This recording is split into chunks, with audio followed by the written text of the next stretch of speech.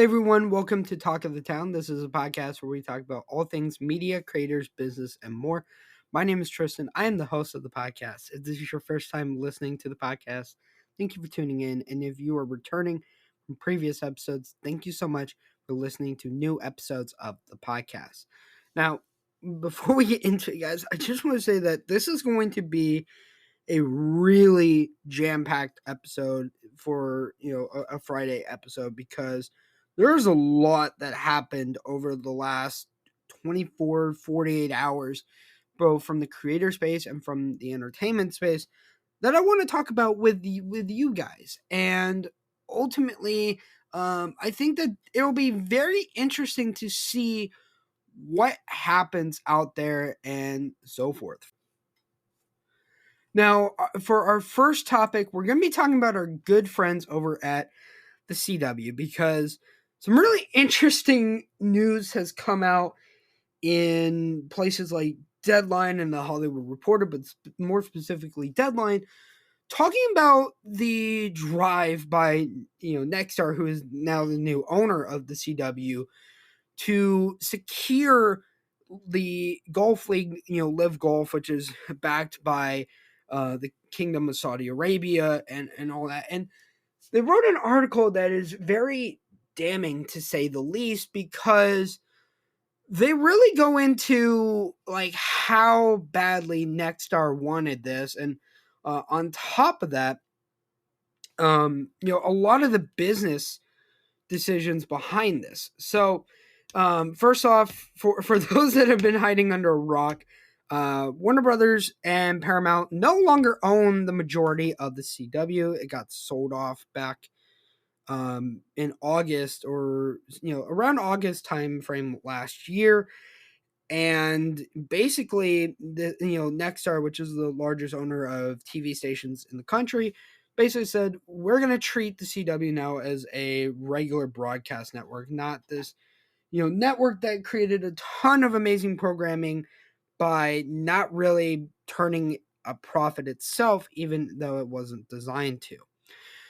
So, according to Deadline, the way that this deal with Live Golf is structured, at least, is that they're going to be airing Live Golf through streaming on the CW app on Fridays, and then the broadcast channels, for the CW will pick it up on Saturdays and Sundays, which is really interesting because if I'm not mistaken, I believe back when Nexstar announced they were buying the CW, they were planning on like creating content and acquiring content that would not have the preference of transferring over to the CW app.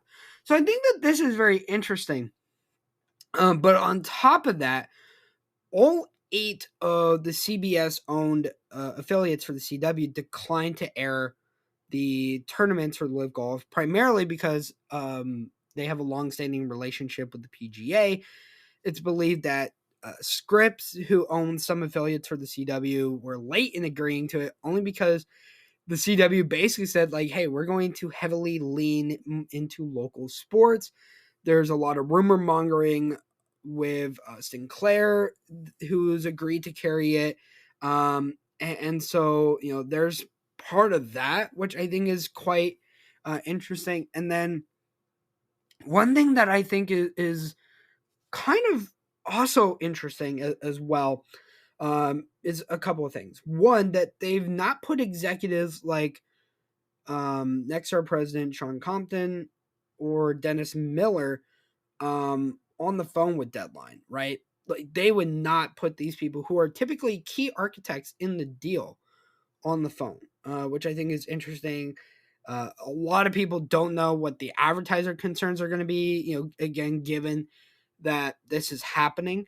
And you look at the fact that companies like Adidas have recently ended sponsorships of players who are part of the Live Golf League. So it is really interesting, right? One major agency source said that none of its blue chip clients have made commitments to the Live Golf League. A lot of them are looking to see if there's actually pushback. Keep in mind that from a viewership aspect, Live Golf is not really a sports property that people want to watch, right? Like, I believe it only drew around like 60,000 viewers on live YouTube, right? Which is really bad. It is a really bad thing. If you're only generating 60,000 views on YouTube, and you're going over to a network predominantly known for younger skewing content that really has not broken a million viewers probably in the last 2 to 3 years for a television show. So that is a really bad thing. On top of that, there was no rights fee that was paid out, right? So whatever ad revenue the CW collects, it's going to be split with Live Golf, which I think is really just kind of odd. It is a really bad thing overall. I am sort of intrigued to see where this goes, but I don't know, man. I think that the CW just missed the mark on this decision. I think that this was a really bad decision, that they probably are going to regret doing this for sure. Like, they're absolutely, positively going to regret making this decision. But what I want to know from you guys on social media is, what do you think about this? Do you guys think that this is a good decision? Do you think it's a bad decision? Let me know what you guys think on social media and so forth. All right, everyone. Now, before we get into our second topic, I want to talk about a sponsor of the podcast, that being the folks over at Zencastr. Zencastr is an ultimate all-in-one podcasting platform. Zencastr allows you to bundle all your podcasting needs, recording, editing, distributing, and monetizing all from the same place. It's never been easier for someone to create a podcast and to podcast in a way that really benefits and really built up your content. And on top of that, they are a really amazing company. They allow you to record in 16-bit audio up to 4K studio video quality. And on top of that, again, they have a lot of amazing features. I'm an investor in the company. I love what they do. And on top of that, there are a lot of brands in the media and the business space that use Zencastr. So if you're someone looking to create a podcast, sign up for free at zencastr.com. That is zencastr.com. All right. Now, for our next topic, guys, we have some news coming out of Warner Brothers Discovery, because, oh boy, yesterday was their quarter 4 earnings call, as well as a year look back at the last 10 or so months of Warner Brothers Discovery. And it was not good for a lot of different reasons. I believe the revenue slipped on ad and studio softness. If you remember, they didn't put out a lot of films last year. And one of the other things as well is that they're really tumbling financially, right? This is a company that, David Zaslav and the folks at Discovery bought, from AT&T, which I still think AT&T to this day basically rug pulled Discovery into buying this company. And it is really looking bad, right? One of the big things they talk about is that the revenue fell 11%. The EBITDA fell, and on top of that, the D2C segment, right, which is like HBO Max and all those, it took in a decent amount of revenue, but really wasn't that much. For some stupid reason, they're still planning on trying to launch a combined HBO Max and Discovery Plus product, which I think is entirely stupid. It's something that we've all been talking about for quite some time, right? And if you look at it as well, this company has been doing a lot of painful things to Warner Brothers, right? You look at last year, how they got rid of billions of dollars worth of content, right? They took away things like Westworld and pulled it off. They took shows like Gordita Chronicles. They took Raised by Wolves, The Time Traveler's Wife, and pulled that off HBO Max, and I believe they've put it now on like Tubi or Amazon Prime. When they're trying to create this sort of like free ad supported TV channel. And it is really strange to see, right? Because essentially they're trying to go back to, I guess, the way that the entertainment space had been pre-streaming, which really like wasn't too long ago, but it feels like it. They talk about that TV licensing was down from the year earlier, as well as they did see that, game and entertainment were doing really good. I believe they said that Hogwarts Legacy, one of the most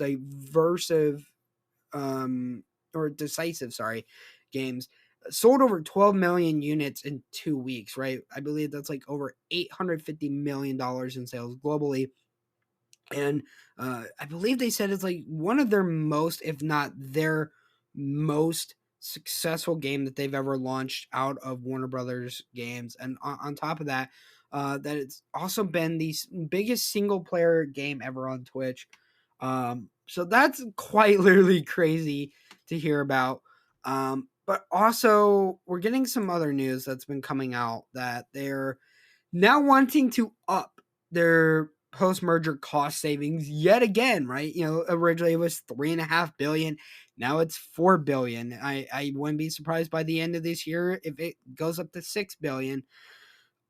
Because basically they're trying to, take out billions of dollars in costs and, canceling content, layoffs, restructuring, like all these sorts of different things that obviously you or I, as a or an enjoyer of entertainment and content, really hate to see. And so, I think it'll be very interesting to see basically what happens.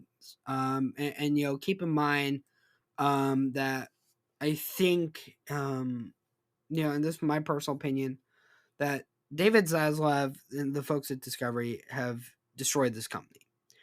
In the name for free cash flow and stock prices and all this and that, you really strip away what is best about an entertainment company, right? You strip away the trust that audiences have built with you in the name of appeasing Wall Street, which sometimes can be a good thing. And in this case, as we've seen, it's been a very negative thing. It's been a very detrimental thing.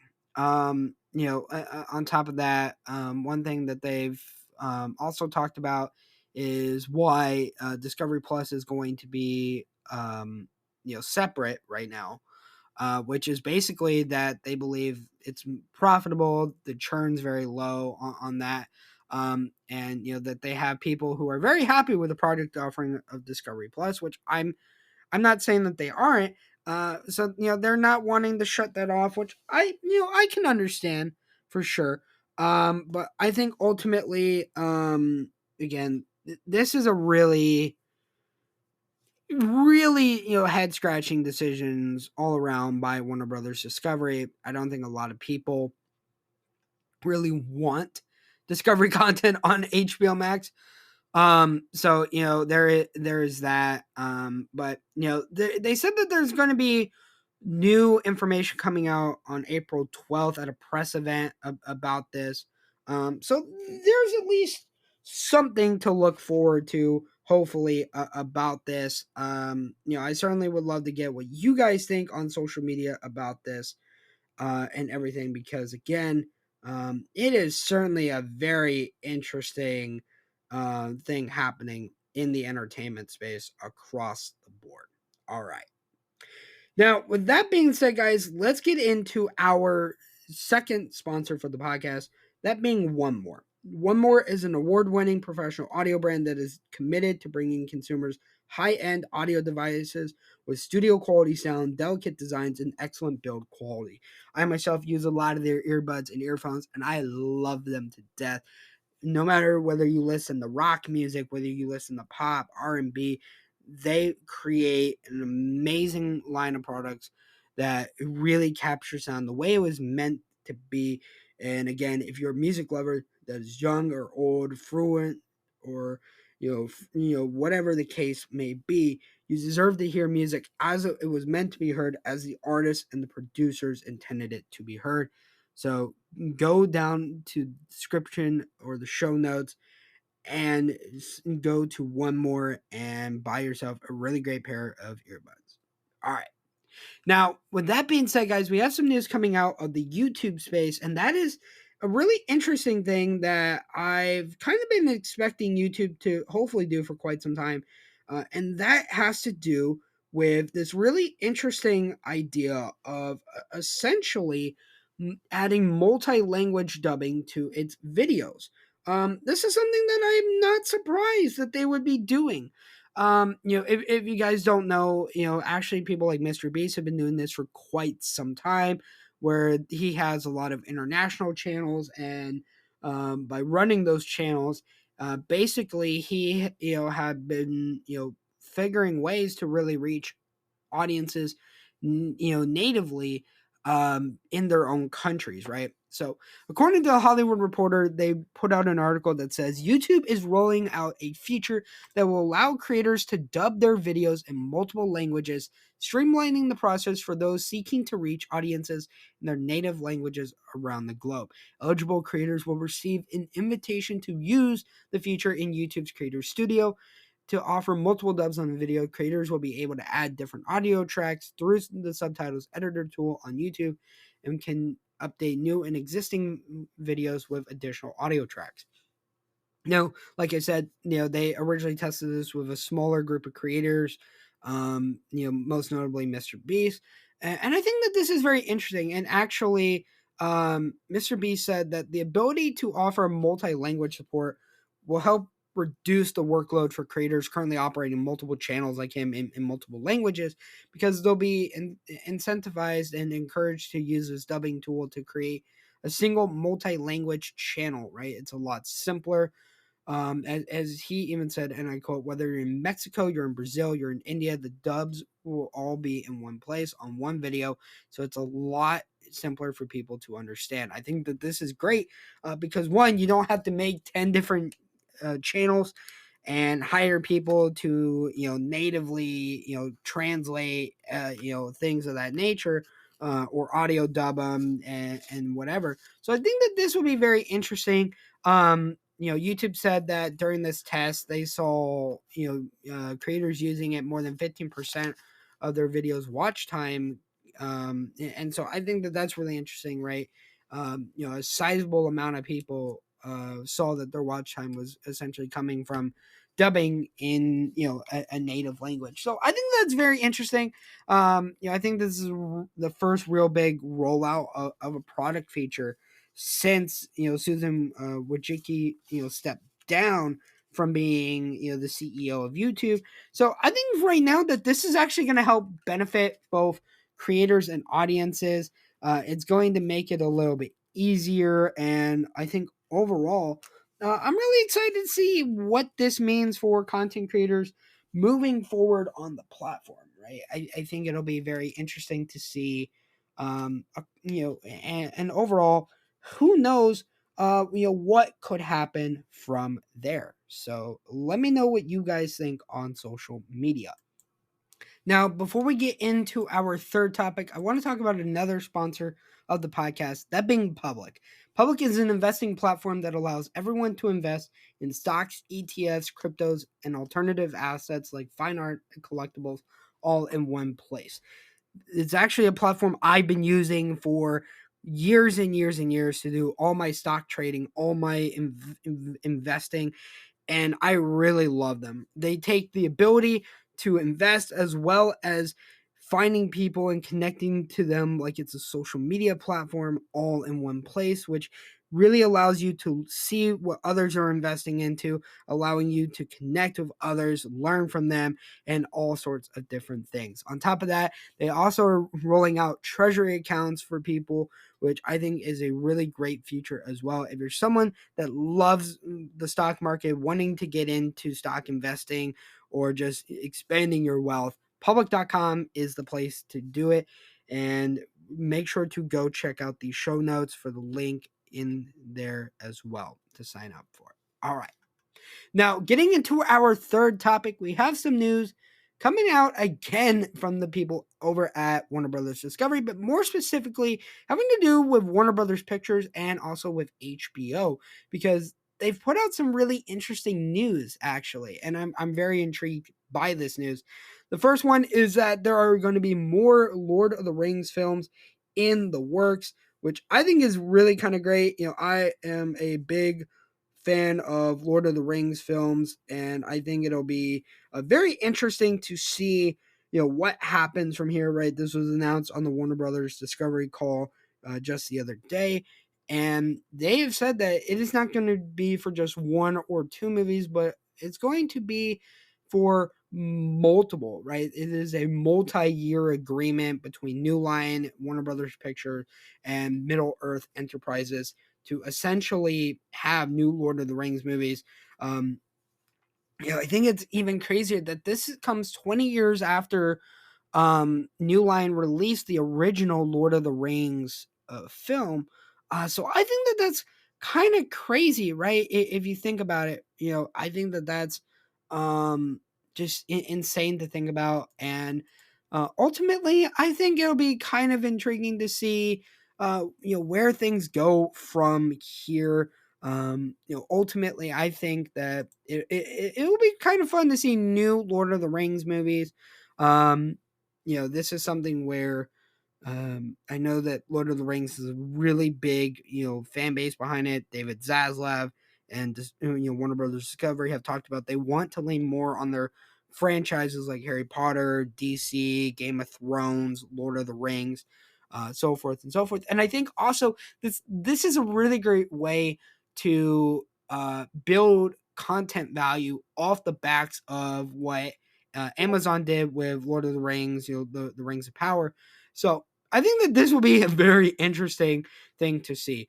And again, let me know what you guys think about that particular thing. But as well, HBO has come out with some interesting news that Pennywise is coming to HBO Max. That's right.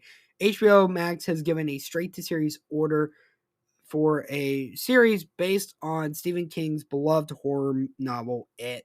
It is going to be done by Andy and Barbara Muschietti, who made the big screen versions of It and It Chapter 2, as well as Jason Fuchs, who obviously did It Chapter 2 as well. So I think that that is really interesting, that they're bringing these filmmakers and producers from the big screen adaptations down to the small screen. I think it's really great. It is going to be actually a prequel to those movies, but promising to expand the vision of them a little bit, which I think is really interesting. Stephen King is on board with this. He's actually said that he's glad that Andy Muschietti is going to be overseeing this. Entrusting his sister Barbara with this, and also again, really interesting to see that this is happening. I've always been a big fan of the It franchise and just horror in general when it comes to entertainment. So I think that this will be very, very interesting to see the least. Now, on top of that, some other sad news coming out of HBO is that HBO's Succession, the beloved series on HBO, is going to be ending with its season 4. Deadline reported this yesterday, basically saying that creator Jesse Armstrong broke the news in an interview with the New Yorker. A lot of people were certainly kind of expecting this to happen because of the fact that when you think about it, he has hinted this himself multiple different times. And also, HBO has kind of long said it's up to Jesse Armstrong when they want to, conclude this series. So they have said that it will return for season 4 on March 26th. It will pick off, a little bit after where season 3 left off. I think that it's really kind of interesting to see. So I'm very excited for this. I think it's nice that, Warner Brothers Discovery and HBO have kind of given sort of, I would say, the CW treatment to Succession by treating this like one of the bigger shows and then letting the creator choose when to end off the show. So very excited by that and everything. It really, I think, is a genuinely great thing for Hollywood and for fans of the show, that you get a proper send off, especially in a time when, as we just mentioned earlier in the podcast, Warner Brothers Discovery and its different business departments and things are not afraid to cut content, even specifically before it's supposed to end. So let me know what you guys think about that on social media. Are you guys happy that Succession is getting its final season? Are you happy for the new series coming out? Are you happy for the new Lord of the Rings movies? Let me know what you guys think on social media. And for our final topic of this episode, we have some really interesting news coming out from Vice Media, which is, according to Deadline, The Hollywood Reporter, and some other news outlets, that Nancy DeBach, who had been the CEO for the past 5 years, is now stepping down and leaving from Vice.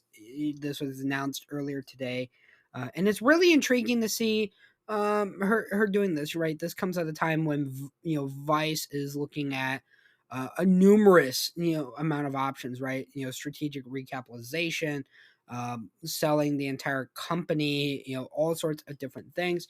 According to multiple sources that spoke to Deadline and the Hollywood Reporter, she was at the end of her contract and decided it was time to move on. So it wasn't something where the board or decided to fire her.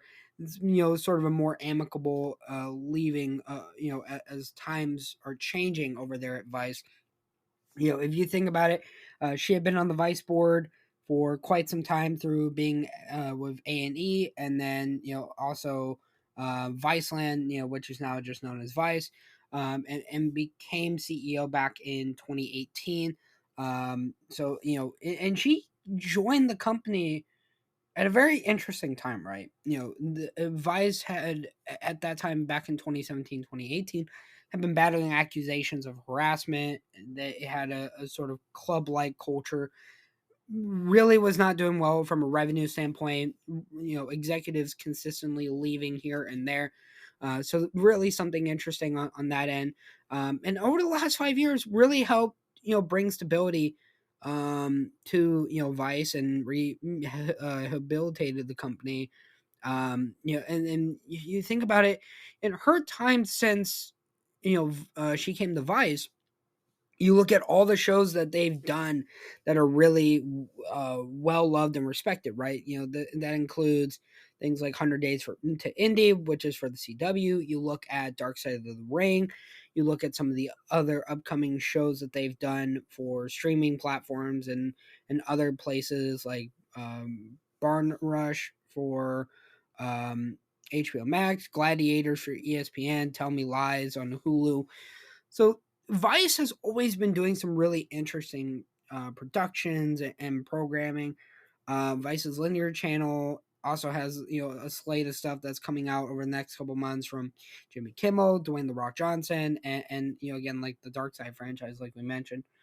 So it's very interesting, and again, this is someone who I think is going to get picked up in the entertainment space very, very quickly.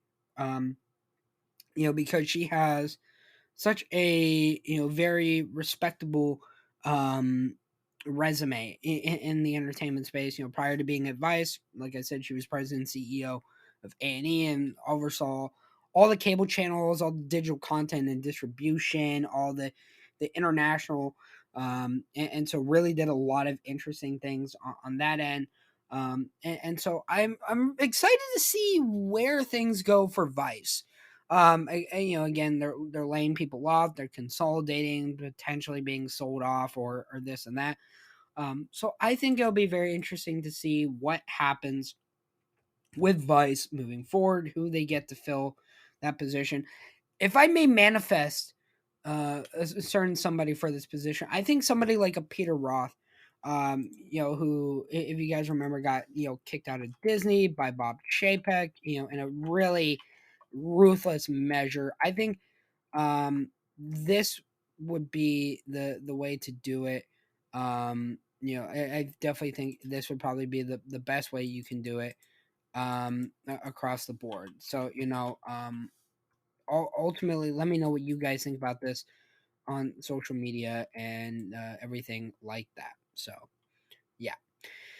All right, everyone. Well, that being said, this is the end of the podcast episode for today. If you guys did enjoy this episode, please make sure to share this with your friends, family, anybody that really means a lot to myself and everyone working on the podcast.